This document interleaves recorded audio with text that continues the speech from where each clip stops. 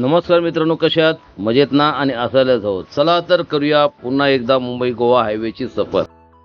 तर चला मंडळी, विषय वेगळ्या यूट्यूब चॅनलच्या माध्यमातून मुंबई गोवा हायवेची मजा घेऊया. रस्त्याचं काम अपूर्ण आहे.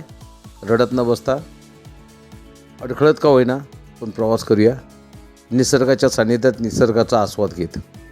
चला मुंबई गोवा. तर मंडळी, मुंबई गोवा हायवेचे बरेच व्हिडिओ येत असतात. त्यात बरेच लोक त्याविषयी तक्रार करत असतात. रस्त्यामध्ये किती खड्डे आहेत, रस्ता अजून झालेला नाही आहे, खूप अडचणी सांगत असतात. पण मी या व्हिडिओमध्ये तुम्हाला थोडं वेगळं सांगणार आहे. तर रस्त्याचं काम अपूर्ण आहे, काम युद्धपातळीवर सुरू आहे सध्या. पण हा त्रास कधी होतो आपल्याला?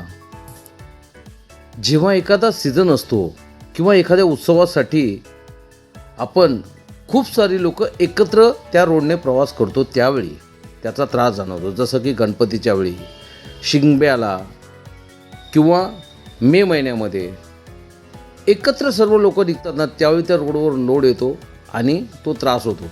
अर्धवट आहे काम, हे मला मान्य आहे. तर मंडळी, हे सारे सीझन सोडून जर तुम्ही प्रवास केलात ना, तर खरोखर तुमचा प्रवास अतिशय सुखकर होऊ शकतो. आणि त्यात आता जागोजागी इतके CNG पंप झालेत मुंबई गोवा हायवेला की CNG गाडी घेऊन जाणाऱ्याचा प्रवास, कारण की मी जे एव्हरेज काढलं की मुंबई ते कुडाळपर्यंत मला जवळजवळ CNGचा खर्च 1300 ते 1400 रुपये आला जाण्याचा. त्यामुळे ट्रॅफिकही नव्हतं, CNG वेळच्या वेळी मिळाला आणि माझा प्रवास वेळच्या वेळेत झाला. म्हणजे रस्ता खराब असूनही माझा प्रवास वेळेत झाला. हे का? तर सीझन नसल्यामुळे, गाड्या कमी, कोणतेही ट्रॅफिक नसल्यामुळे हे शक्य होऊ शकलं. तर मंडळी, हा फायदा आहेच, पण फायदा आणखी काही आहे. उद्या रोड पूर्ण झाला ना, आपण म्हणतो रोड हवाच आहे, रोड पूर्ण झाला ना की टोल सुरू होतील. आज मुंबई ते गोव्यापर्यंत 3 टोल आहेत जे आपल्या कोकणात लागतात. एक रायगडमध्ये, दुसरा रत्नागिरी आणि तिसरा सिंधुदुर्ग जिल्ह्यामध्ये. ह्या टोल नंतर जे भरावे लागणार ना, त्यावेळी एक वेगळा विषय आणि वादाचा विषय निर्माण होतो की एवढा टोल भरावा लागतो. मग टोल माफीसाठी मग परत मोर्चे आणि हे करावे लागतील. त्यापेक्षा जो आहे तो रोड होईल आज ना उद्या, पण आहे तो सध्या गोड माना आणि आपला प्रवास सुखकर करूया.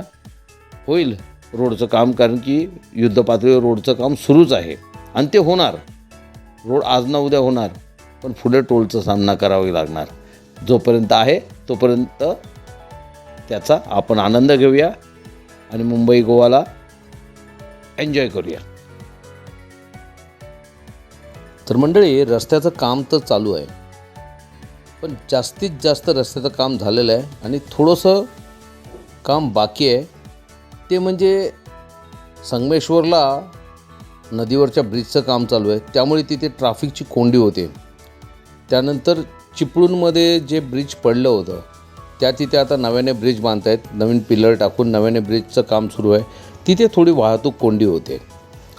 आणि थोडं हातकांब्याला म्हणा आणि माणगाव हे जर तुम्ही सोडलात तर पुढे महाडपासून पुढे पनवेलपर्यंत सुंदर रस्ता आहे आणि बांद्यापासून राजापूरपर्यंत सुसाट रस्ता आहे. थोडा खेड चिपळूणमध्ये चांगला आहे. रत्नागिरीत थोडासा काम आहे. बाकी रस्ता छान आहे.